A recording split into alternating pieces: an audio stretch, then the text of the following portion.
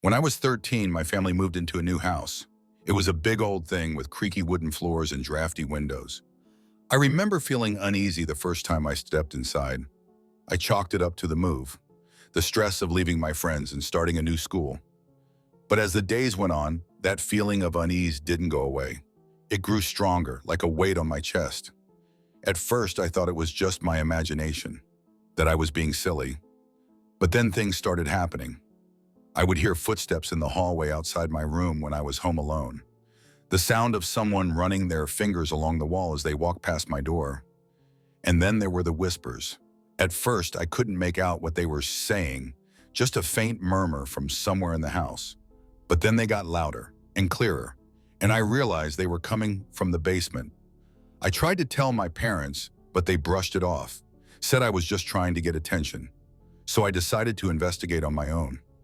One night, when I knew they were both asleep, I grabbed a flashlight and made my way down the creaky wooden stairs. The whispers grew louder as I descended into the darkness. I could feel the hair on the back of my neck standing on end, but I pushed forward. I had to know what was going on. When I reached the bottom of the stairs, I could see a faint light coming from around the corner. As I got closer, I realized it was coming from a small crack in the wall, and the whispers were coming from the other side. I pressed my ear against the wall and listened. The voices were low and raspy, like they hadn't been used in a long time. They were talking about me, saying things like, "She's the one, and she can hear us." I pulled away from the wall, my heart pounding in my chest. I knew I should have been scared, but instead, I felt a strange sense of relief, like I finally had an explanation for what had been happening. I made my way back upstairs and crawled into bed, a small smile on my face. I knew what I had to do. The next day, I went down to the basement and found a small crack in the wall. Using a screwdriver, I carefully widened the crack until it was big enough for me to fit my hand through. Then I reached in and pulled out a small wooden box. I took it up to my room and placed it on my desk. Then I carefully opened the lid. Inside were dozens of old black and white photographs. They were all of me, playing in the backyard, riding my bike down the street, even sleeping in my bed. I felt a chill run down my spine as I looked at the pictures. Who would take these? And why? I reached into the box and pulled out a piece of paper. It was a letter from my parents. It said that they had been watching me, that they knew what I was capable of, and that they were trying to protect me. I didn't understand. What were they talking about? And then I heard the whispers again. They know. I looked up, my heart pounding in my chest, and that's when I saw them. My parents standing in the doorway, their eyes filled with fear. "It's time to tell her the truth," my father said, his voice trembling. My mother nodded, her hand on her swollen belly. "She needs to know what she is," she said. I felt a chill run down my spine as I looked at them. What were they talking about? And that's when I heard it, a faint cry coming from inside my mother. I looked at her in confusion. "What's happening?" I asked, my voice barely a whisper. My father took a step forward, his eyes filled with tears. "You're not like other girls, Emily," he said, his voice shaking. "You're special." And then I understood. I was the one they had been watching, the one the whispers were about.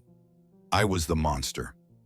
The revelation settled into my bones like winter, a dull, creeping cold that started in my fingertips and spread inward. I watched my mother's hands tremble as she clutched her belly, that unnatural swell moving in ways no baby should. The air smelled faintly of copper and damp earth, though the house had never flooded. I noticed then how the floorboards beneath me darkened where I stood, as if absorbing some essence leaking from my pores. "Show me, Tamao," I demanded, surprised at the steel in my voice. My father exhaled shakily before rolling up his sleeve. The skin of his forearm bore jagged marks, not scars but indentations where something had taken bites from him. The shapes matched my baby teeth. "You were hungry," my mother whispered. "We didn't know how to feed you properly at first." The house creaked around us, the walls exhaling. I realized now that the whispers hadn't been coming from inside the walls. They'd been coming through them, from something beneath the foundation. Something answering me. Without thinking, I reached toward my mother's stomach. The moment my fingers brushed her dress, the fabric split open like overripe fruit. Inside, curled like a question mark, was my sister. Her eyelids fluttered open, black pools reflecting my face back at me in infinite regress. Her tiny mouth stretched into a smile too wide, revealing rows of needle teeth. "Finally," she sighed in a voice like rustling leaves. "I was getting lonely down here." The ground beneath us gave a hungry shudder. Dust rained from the ceiling as the house settled deeper into its foundations. My parents clutched each other, their fear sour and bright in the air. But I wasn't afraid. I flexed my fingers, watching the shadows between them lengthen and twist. The whispers rose to a chorus, singing my true name in voices like roots breaking stone. Somewhere beneath us, the earth opened its mouth. The moment my sister spoke, the walls began to weep, thin rivulets of dark liquid seeping through cracks in the plaster. It smelled of wet soil and something older, something that had been buried too long. My parents backed away, their shoes sticking to the buckling floorboards. But I knelt beside my mother, watching the pulsing shape in her shift like something turning over in sleep. My sister's fingers pressed against the thin membrane separating us, each fingertip leaving a damp, star-shaped imprint. "You've been feeding her wrong," I murmured, finally understanding the photographs in the box, not surveillance, but research. They'd been documenting what sustained me. The realization came with a sharp, sweet pain behind my teeth. I remembered then the stray cats that had disappeared from our old neighborhood, the way my mother would flinch when I hugged her too tight, the raw hamburger she sometimes left on my nightstand when I woke screaming from dreams of hollow places. A wet, tearing sound filled the room as my sister stretched, splitting our mother open like a husk. She emerged slick and grinning, her umbilical cord snapping like a rotten vine. "Hungry," she announced to the ceiling, her voice echoing through the house's bones. The foundation groaned in response. Across the room, my father made a wounded noise and reached for me, but I was already changing. My shadow stretched long and jagged across the weeping walls, and when I opened my mouth to answer my sister, the sound that came out was the same as the whispers beneath the house, the voice of something that had been waiting. Outside, the neighborhood dogs began to howl. The street lights flickered and died one by one, as if something were drawing breath. My sister clapped her tiny hands, and the darkness between the walls began to move. Some secrets aren't meant to be kept. Some hungers aren't meant to be denied. As the first tendrils of living shadow curled around my ankles, I understood at last why we'd really moved to this house. Not to hide from the world, but to be closer to what was waking beneath it. My parents were screaming now, but their voices sounded very far away. My sister laughed, and the windows shattered inward. The night rushed in to meet us. The glass shards hung suspended in the air like frozen raindrops, each fragment reflecting a different version of me. Some with too many eyes, some with mouths where hands should be. The howling outside became a chorus, rising from throats that hadn't known speech in centuries. Beneath my bare feet, the floorboards softened into something warm and yielding. I curled my toes into the living wood and felt the house sigh in response. My sister wriggled free from our mother's collapsed form, her skin glistening with afterbirth that smelled of turned earth and lightning. "See," she lisped through her needle teeth, pointing to the spreading dark veins in the walls. "They remember us." My father staggered backward, his hands pressed to his ears, though I knew it wasn't the noise that hurt him. It was the remembering. The damp patch on his shirt where our mother's blood seeped into the fabric was spreading in the same pattern as the cracks in the ceiling. Symmetry, revelation, a current moved through me, electric and ancient. I reached for one of the floating glass shards.